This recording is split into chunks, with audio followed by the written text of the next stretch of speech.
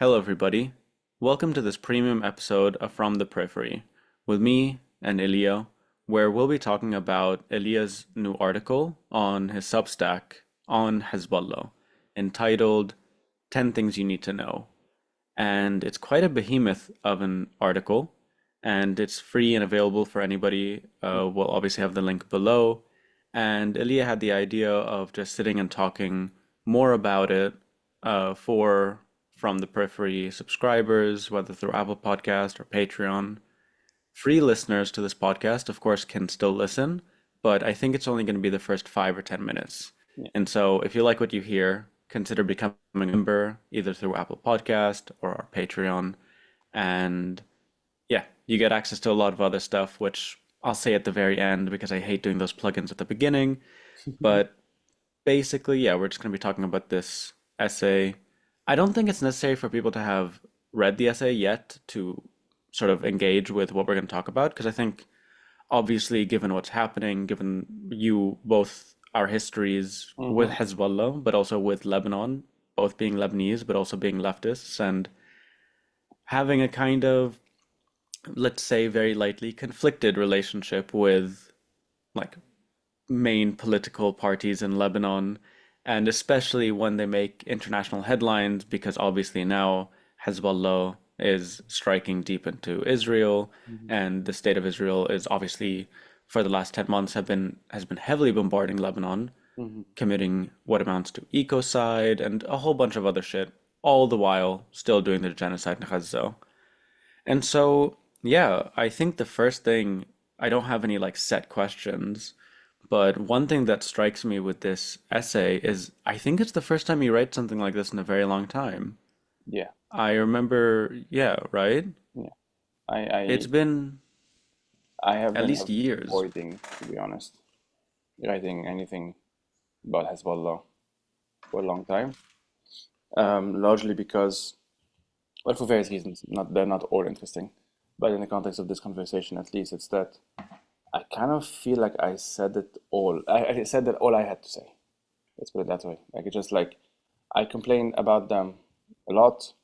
I even spoke on a number of times of my personal trajectory vis-a-vis the group, as like even in the early days, as I was discovering my leftism, if you want, I was among those romanticizing them effectively.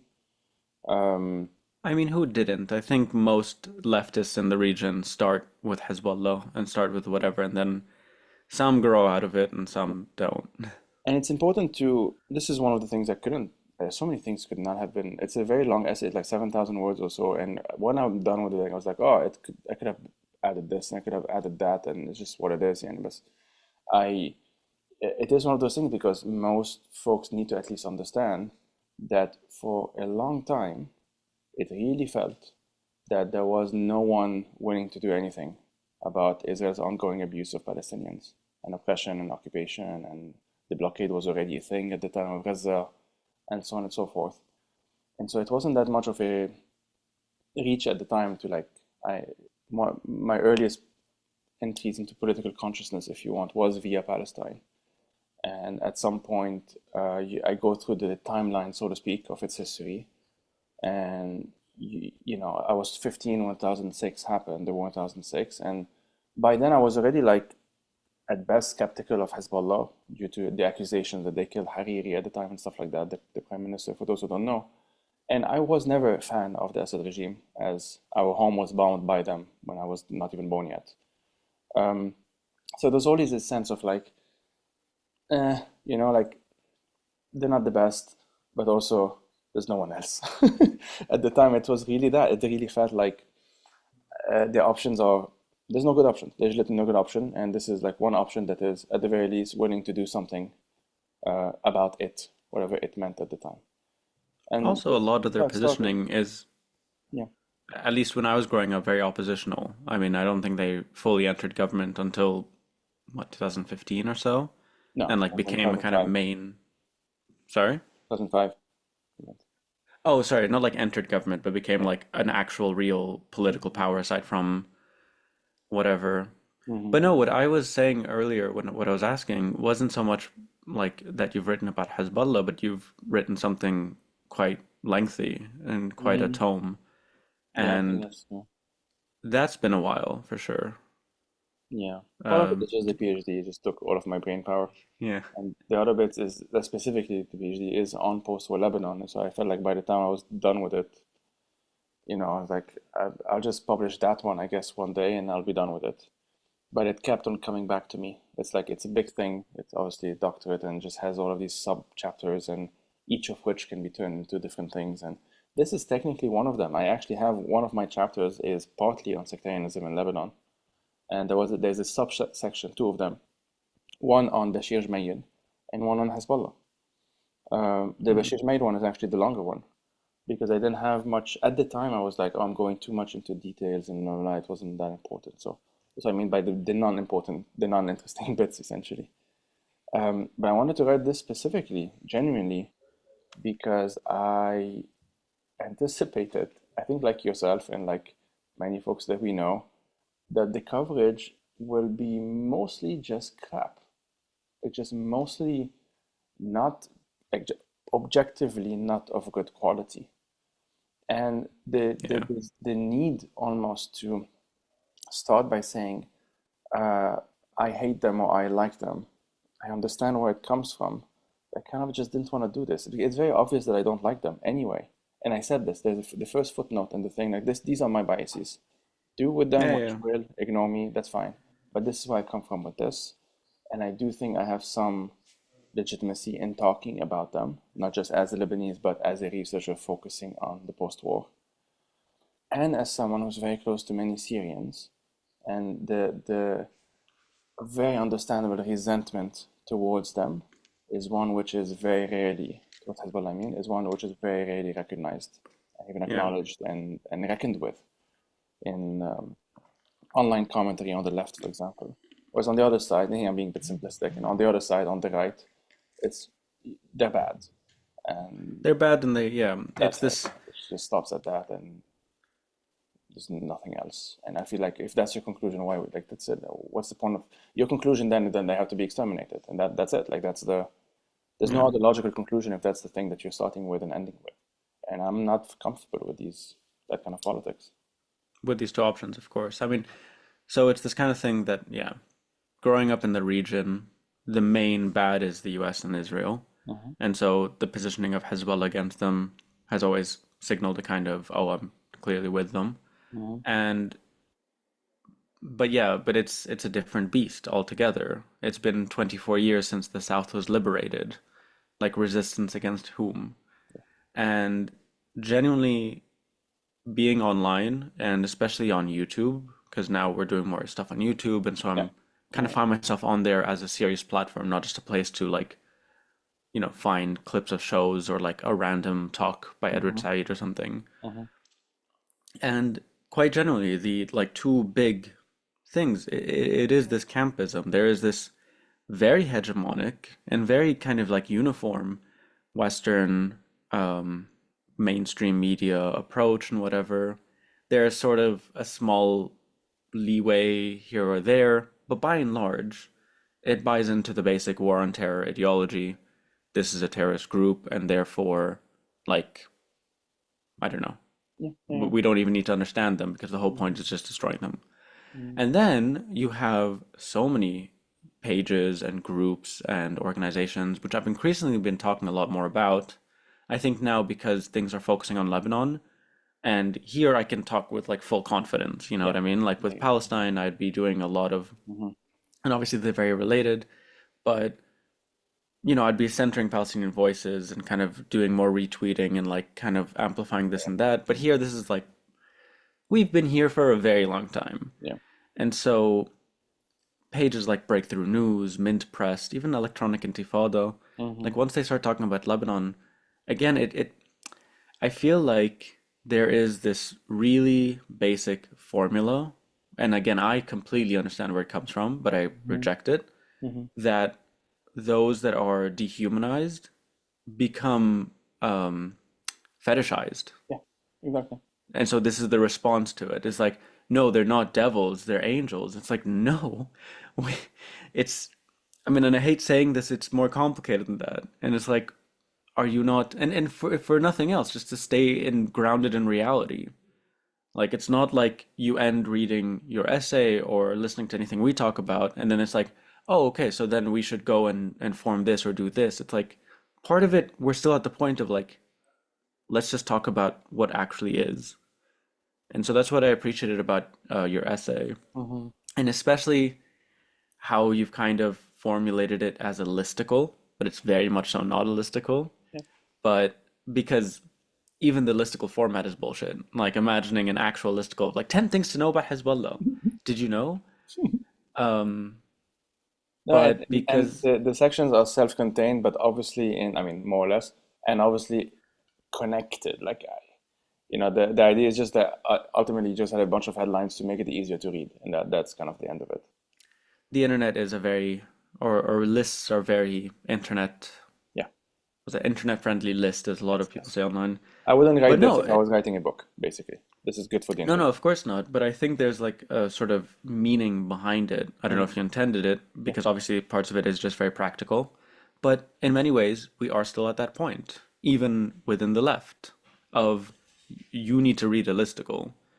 Like you need to read, like people need to just know the basic, what are we talking about when we talk about Hezbollah? That's literally how it came about. I was Yeah. speaking to a bunch of people, those of them who are either from Lebanon or intimately connected or whatever in one way or another, um, were saying like they're very frustrated by some of the stuff they were reading online.